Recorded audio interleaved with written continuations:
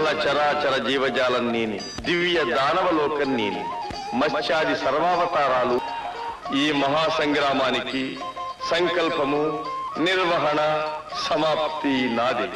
నీవు నిమిత్త మాత్రం.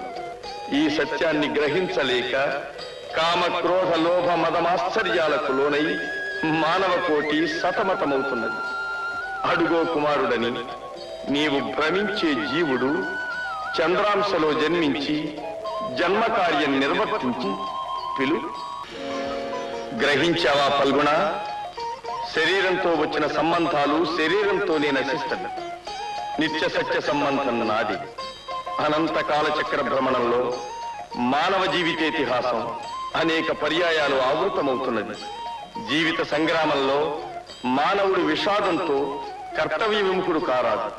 నిశ్చల చిత్తంతో స్వధర్మం నెరవేర్చిన వారికి అపజయము, ఆవేదన లేవు.